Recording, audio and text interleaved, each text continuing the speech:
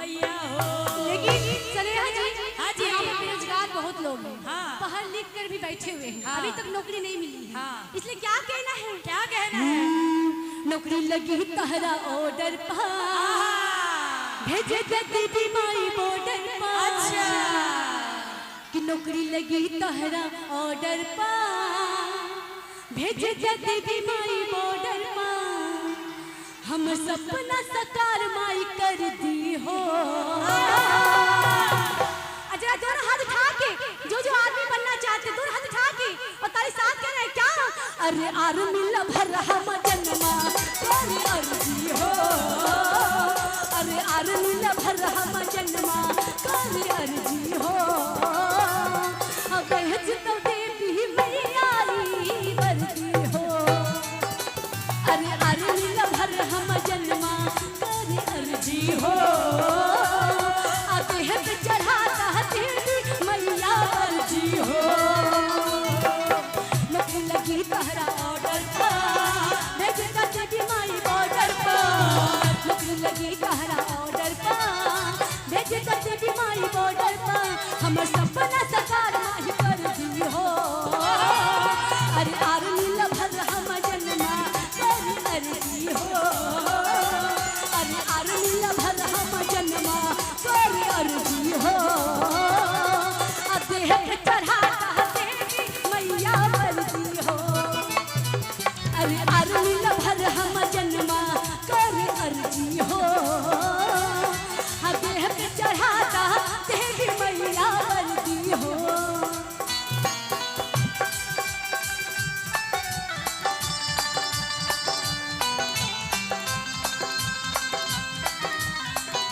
तारीख 7 के लिए जय हो।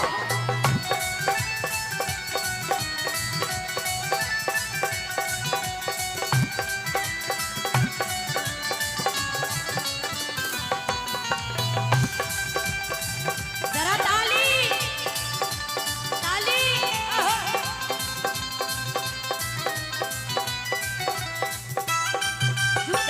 जय हो।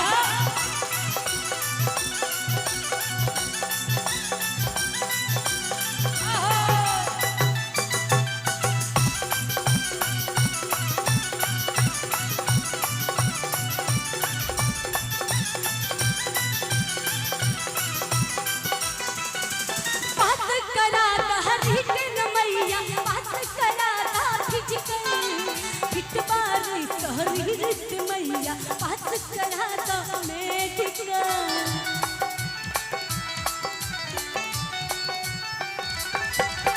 पास कराता रीजन मैया।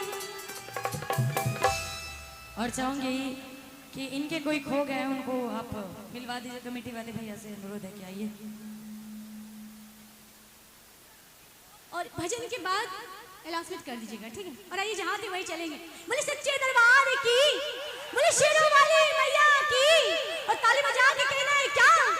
कि पास कराता रिटन मैया, पास कराता फिजिकल, फिटबार सहरी रिट मैया, पास कराता मेडिकल। क्या बात। कि माँ पास कराता रिटन मैया, पास कराता फिजिकल, फिटबार सहरी रिट मैया, पास कराता मेडिकल। माई सृष्टि पे चले रोना मर्जी हो, और आर्मी लभर हम जन्मा कर अर्जी हो। देह पे चढ़ाता देवी मैया मर्जी हो, अरे आर्मी लभर हम जन्मा कर अर्जी हो। देह पे चढ़ाता देवी मैया मर्जी हो। जय हो।